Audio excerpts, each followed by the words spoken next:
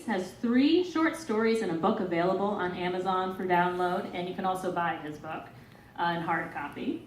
But he is best known for his internet antics, which have led to such stories as, is Ted Cruz secretly the frontman for the Christian metal band Stryper? And the internet is convinced Ted Cruz is the lead singer of Stryper. And Stryper frontman denies being Ted Cruz. Please welcome to the stage the reason why you've been hearing so much about Stryper, Michael Boulerice. Woo!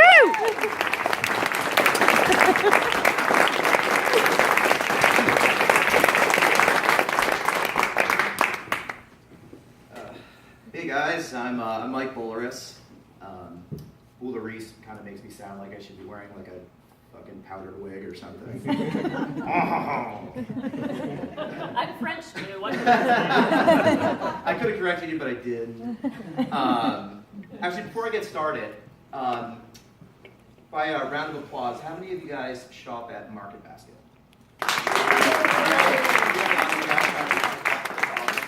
Now, how many of you guys, by round of applause, how many of you guys shop there because of the great deals? Right. How many of you guys shop there because you love people watching at Market Basket? Right? All right, not as loud as the deals part, but I think a lot of you guys are being dishonest. You go because it's a zoo. It's hilarious. So this story is about one of my trips to Market Basket. And how it ties in to this specific theme for this event of finding your voice, but really it's more about my voice finding me, even though I didn't want it to. So every time I put on these glasses, I actually become a different character in the story, so you'll figure out how it goes pretty quickly. We'd like some lobsters, please. I stood behind a group of 4 middle-aged people, 3 men and 1 woman, at the seafood counter of Market Basket, holding my empty basket and waiting my turn. A fresh-faced teenage boy wearing a hairnet and long white coat spent several minutes fishing live lobsters out of a tank behind the counter and stuffing them, still wriggling, into a clear plastic bag. When he was done, the boy placed the bag of lobsters on the scale. The same man who placed the order glanced at the weight readout and adjusted the thick pair of glasses, leaving big red divots on the sides of his nose. Oh no! I love doing this. Oh no! That's about a pound too much. We're going to need to find some smaller lobsters then. Unshaken, the attendant went back to the tank and started the process over again. I watched this for a while before fishing my phone out of my pocket and choosing to spend my waiting time by scrolling through unread emails. While balking at going over a projected lobster allotment by a measly pound seemed a bit odd to me, especially since it looked like at least 4 adults would be participating in the meal, I didn't think much of it. Some people are just picky that way. I am the official shopper of my household. I run the bulk of the weekly errands for my wife and I, including the appropriation of foodstuffs. This is because I possess both an inexplicable knack for supermarket efficiency and the uncanny ability to remain calm in a wide spectrum of frustrating public situations, like this one. I'm also pretty good at organizing the shopping list based on the layout of the aisles. My wife, while infinitely more intelligent than I am, would sooner tear her own eyeballs out and restuff the tender sockets with Warhead sour candies. It's true. It's gross, right? And navigate a crowded market basket. Me, Gross but true. I'd rather enjoy it. And since I can go shopping in the middle of the day when it's less busy, I'm the go-to grocery guy. Oh, sheesh. Would you look at that? Still over. Do you want me to see if I can get you some smaller lobsters, sir? The man consulted with his bespectacled colleagues like it was a question on a high school quiz show before hand-fisting his buzzer. Yeah, I think that's best. I don't know when he turned into Urkel, but slightly peeved, but not even close to upset. I exhaled out of my nose and returned my attention to my phone screen. I'd been standing at the seafood counter for close to 10 minutes at that point. And while I'm responsible for my own work schedule and could afford to be patient, I certainly didn't want to spend the remainder of my afternoon watching Milton from Office Space dicker over $3 worth of lobster. Should we get some salmon? We could do that. How much do you want? Half a pound? What do you think? 3/4 of a pound? Gosh, I'm not sure. Maybe 2/3 of a pound would do it. I found myself abandoning my phone to eavesdrop on the conversation taking place in front of me. I mean, 2/3 of a pound of salmon?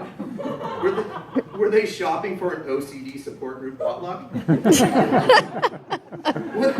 One of the shoppers turned and looked at me, and then quickly looked away. I took that as a good sign, because it meant they knew somebody was waiting behind them, and that had to speed up their ordering, right? I heard mumbles about the price of crab legs, and then, oh, look at those swordfish steaks. Neat. I went back to my phone and noticed I had to wipe a little palm sweat from the screen. The seafood counter attendant brought the newest bag of lobsters to the scale and briefly darted his apologetic eyes over to me before returning them to Rain Man scrutiny. That's perfect. Let's do one more bag exactly like it.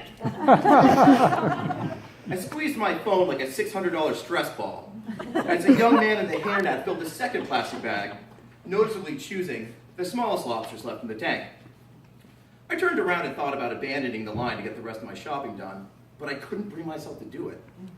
I'd invested too much time at the seafood counter at that point, and no matter how much sense it made to leave, I would have felt like I'd given up.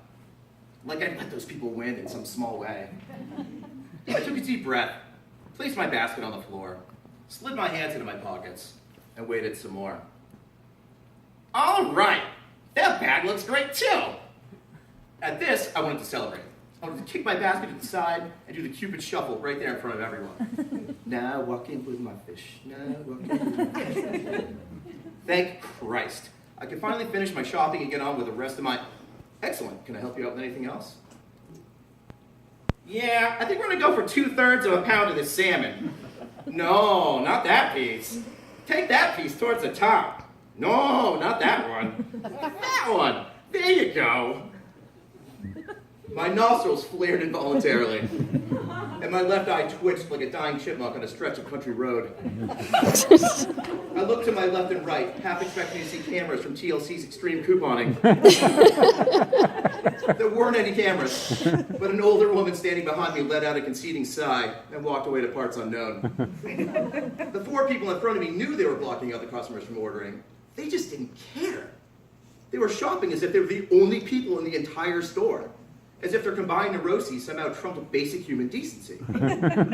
I suddenly wished all of them developed a severe shellfish allergy and dropped dead at the dinner table. Okay, there you go. Anything else? You know what? I think we're gonna go ahead and get some steamers while we're here. I stared at the seafood counter attendant with the vehemence of an unsatiated axe murderer, hoping he would see the molten rays pulsing through my face, and asked the foursome in front of me to momentarily step aside so I could order a simple, painless, polite pound of tuna steak. My attempt went unrecognized. The attendant went over the price of steamers and helped the group order just the right amount. All right, here are your steamers. Is that gonna do it for you? Let's see. We're interested in these mussels, but they look pre-bagged. We don't need 2 whole pounds of mussels. Could you just sell us just 1 pound? Is that possible? I'd have to ask my manager about that. Hold on a second. I tried to do the math in my head, as I buy mussels rather frequently. What was a pound between 4 people? 4 mussels apiece? 5? Could you even consider that an appetizer? Just as the frazzled attendant turned to find his manager, he met my gaze. Hey, are you with these guys or are you separate? I'm separate. Actually, I'm separate. Oh, yes, he's separate from us. The lobster ordering man with the thick glasses turned to acknowledge me before his tone turned hard. This young gentleman has been waiting very patiently, too. It was perfect, given the situation. The man, in a perfectly distilled state of delusion, actually tried to shift the blame for my delay on the poor kid earning a lousy minimum wage. I instantly drained the dregs of my restraint reservoir to keep from choking him unconscious with his own croquis. Okay, I'll get someone to help you in a second. I just have to find my manager first. The attendant found the manager, who explained how the mussels were all pre-bagged and that no loose mussels were available for purchase. Well, gosh, I just don't know then. What do you think, guys? Should we spring for the 2 pounds, or should we? Holy shit! The 4 horsemen of the shop-pocalypse turned around to face the man who just swore at them. And that man, even to my surprise, was me. I get so angry.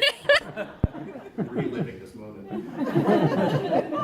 Apparently there was so much raw hate pressure built up inside me that what was meant to remain a thought was forced out of my body through the nearest hole. Subconsciously converted into the word, holy shit, and fired directly at the source of my misery, all without me having any say in the matter. They looked at me as if no one had ever spoken to me like that in their lives. And I looked at them wondering how they made it to middle age in that state of perpetual disregard for the world around them. I mean, people like that are the ones you typically find lying dead next to a blackened wall outlet with a butter knife sticking out. There was only a split second of unspoken recognition between us before they broke eye contact and continued discussing the pros and cons of splitting a $3.99 bag of mussels among themselves. Hi, can I help you? I can't apologize enough for the wait. A woman with a red baseball cap stood next to the young seafood counter attendant, and by the grace of baby angels and sleeping kittens, she was actually speaking to me.